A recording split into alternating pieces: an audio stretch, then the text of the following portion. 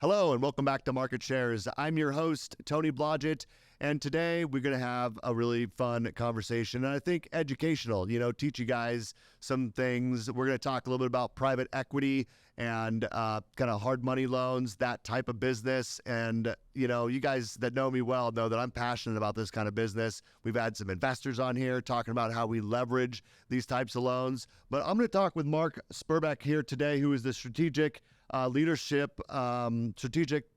leadership. What is your title again? It's super confusing. My role is strategic leadership partner with Lenders Wholesale. Okay, with Lenders Wholesale. And so look, there's a lot, I think, to unpack here, because when we think about, private equity, we think about hard money. I think a lot of people don't really know what that means, right? It's like, are we going down the street and finding the loan shark, who's going to give us this hard money loan? Is this something that a traditional institution can do for me? So I think there's some questions around this. So what I'd like to do in this conversation, both for our audience, some of my edification as well, because I'm super interested in this topic, is just learn a little bit about the types of products that are available out in the marketplace that people may not be aware of. You shared with me kind of before the recording here about some of the strategies. I mean, you're really helping people, loan officers mostly, but the real estate community at whole, really come up with strategies to kind of help manufacture more transactions, because we all know that we're in a market where transactions are more difficult to come by. So we're going to kind of start breaking those things down a little bit, Mark, and hopefully share with our audience some things that they maybe knew or didn't know, and give them, I think, some ideas to move forward with. So why don't you just maybe start by giving me an idea of some of the lending areas that you guys specialize in, the types of financing that you're doing. Tony, I'm so grateful to be here. 29 years doing the title and escrow business, and I made a big shift in the past, 6 months, moving from title and escrow over to the private equity space. I just see so much opportunity out there when we talk with loan officers. I work with community banks and credit unions and mortgage companies as a whole.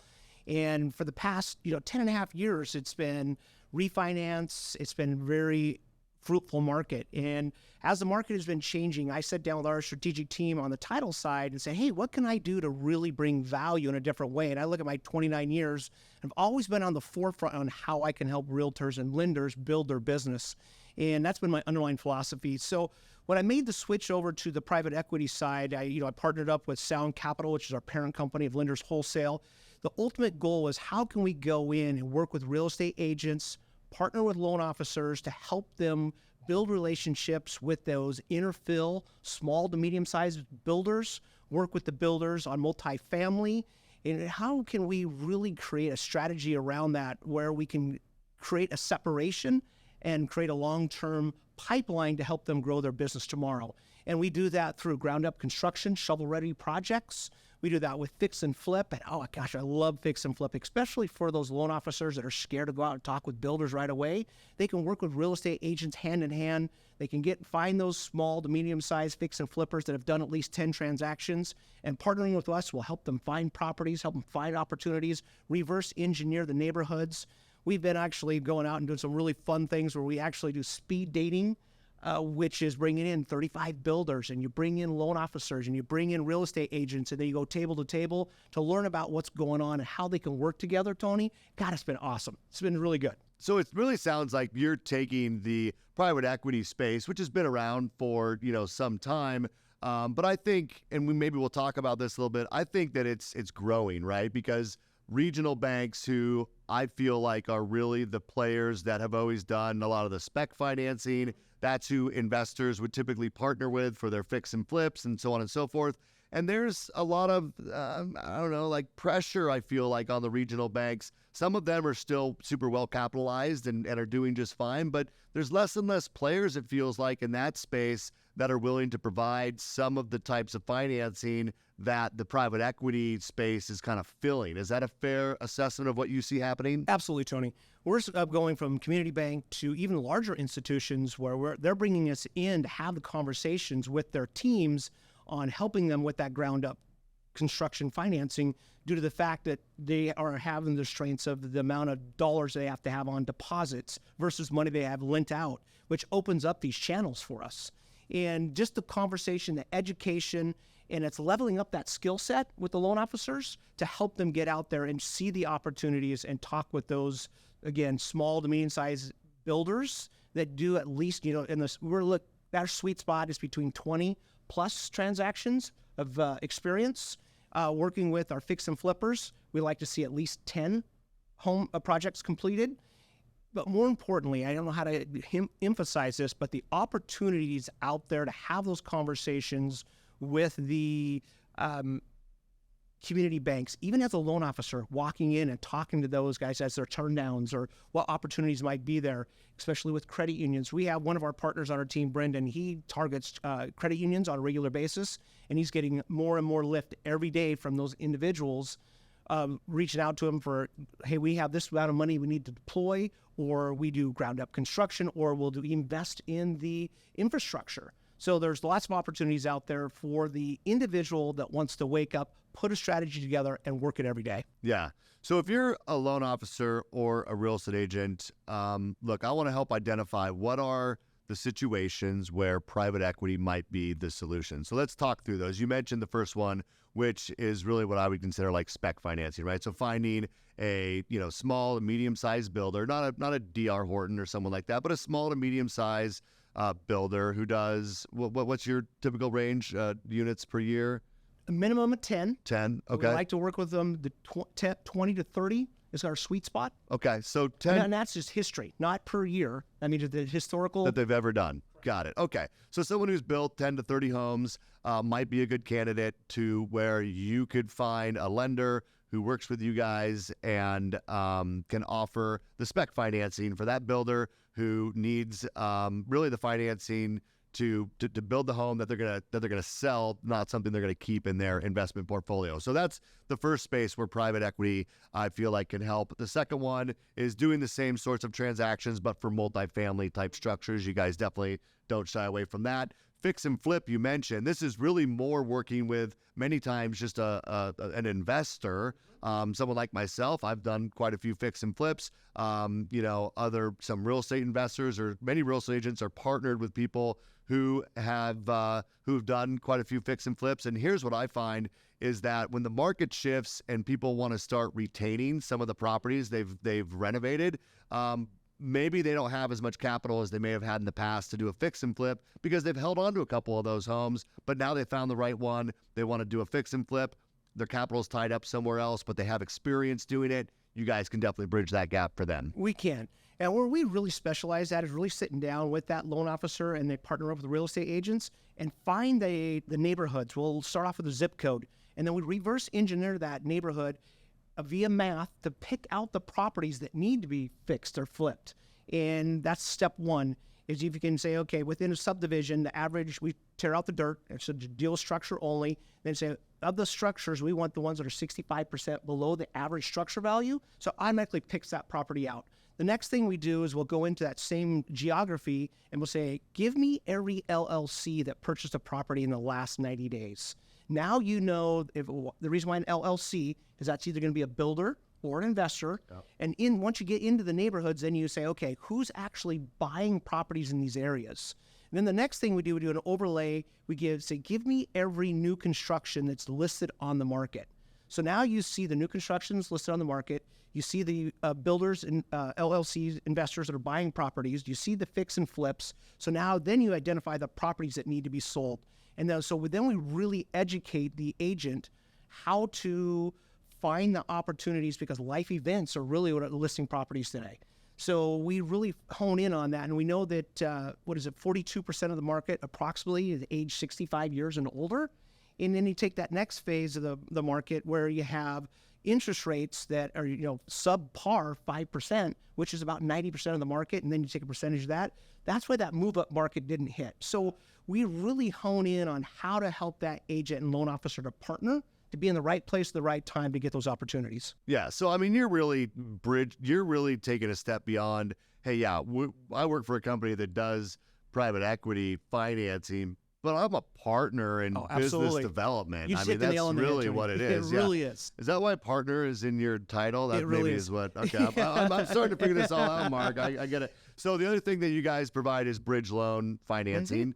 When would someone be using bridge loan financing? Is it really like I would think traditionally it's going to be someone who is looking to purchase a home, they have a home to sell, and they're just looking for something to. So exactly. So let's say, for example, you're on your last couple homes with inside of the subdivision, and you're ready for your next money for your next transaction. You use the bridge to the next deal, or it's going to be a fix and flip that you buy for your next transaction. So that's how we use the bridge loans today. So the last one that I want to talk about is completion loans, and I've actually come across some scenarios where whether it be and it sounds like there's a couple different scenarios, but someone has started to build a home, and for whatever reason, maybe they thought they had enough funds to make the whole thing work. Maybe it turns out that they didn't, but it's in some stage of completion, or maybe it's at the foundation stage, and something that had fell through as far as what they thought with their financing. That's an area where you guys can help. And you also,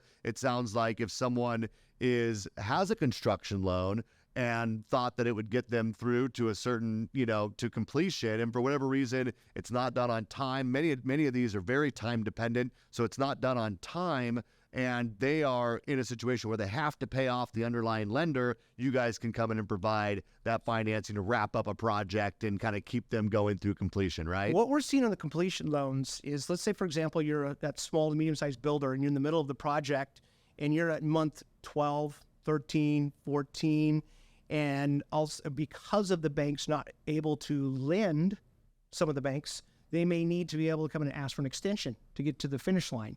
They're saying, nope, we don't have any more money for you. That's when we're getting the phone calls today to come in and provide a completion loan. No extension for you. Yeah, exactly. Well, I hope that, as much as I think that the challenges that some regional banks are experiencing are really helping to see a boom in the private equity space, for the sake of, community banks at large and those that work with them, I hope that, the majority of the business that we see in private equity isn't because we have failing community banks. I would, that's heartbreaking to see. I think they play an important role in our banking system. But look, the reality is that there are capital challenges for many regional banks, especially with the concerns that happened, last year with, like the banks in California. I'm sorry, the names alluded, Silicon Valley Bank and the like.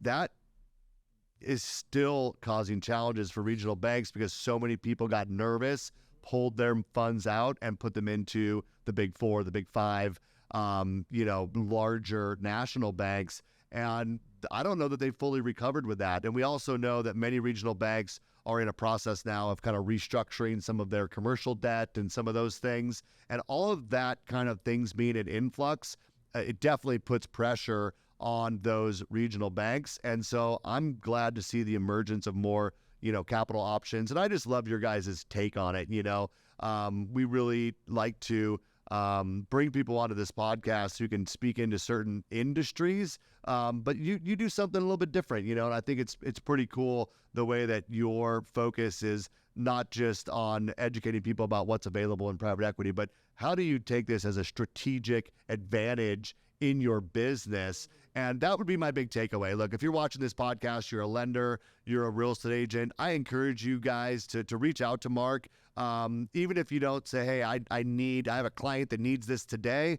I'm telling you, I spent some time with this guy, and he's really got some ideas and strategies about how you can use this type of a product to prospect for new opportunities.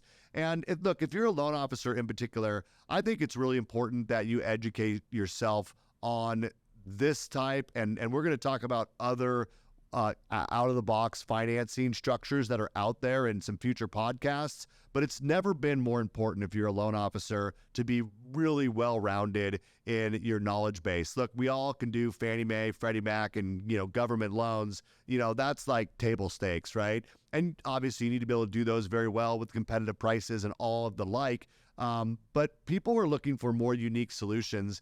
And it's not even that you have to necessarily be able to do all of these products, but many times it's having relationships with others that can do them. But more than that, just having the education to be able to speak intelligently about the fact that they exist, where someone might find those solutions, so that you continue to be the primary resource for your real estate agents and your clients who might be looking for something a little bit different. I think it's super important for loan officers to do that. So, look, you may not be making the majority of your income doing these types of transactions, but you can definitely show your value to your partners and your clients by having an education on this type of stuff. And that would be, I think, the lens that I would encourage people to look at this through. Absolutely. Well, cool. Well, Mark, I appreciate you coming on to Market Shares today. I know that you're newer to, after 18 years in title, you have so much knowledge of the real estate industry. I'm excited for you and, taking it into the capital side. And I'm excited to see what you're able to do, in helping people leverage this going forward into new opportunities. And I think, and I hope this podcast does this, is shine a light on the fact that there are other structures out there. You don't have to go find Guido to get a unique out-of-the-box loan. If you feel like the community bank that you've partnered with doesn't have the appetite for the kinds of things that you and your clients need, there is other options out there, and I want people to be aware of that. Absolutely. All right. Well, thank you, sir. For you guys watching, look, like I say every week, I first of all appreciate your time and attention watching Market Shares. But what's most important about this is helping other professionals in the mortgage and real estate space get access and knowledge about Market Shares. So please share this episode if you think it was valuable. And of course, for those of you who watch every week, thank you for your loyalty, for your subscribing to the page and letting people know about Market Shares. And you guys, I'll see you next week, 10 a.m. Every Friday morning. We launch a new episode. You can count on that. So I will see you next time. Take care.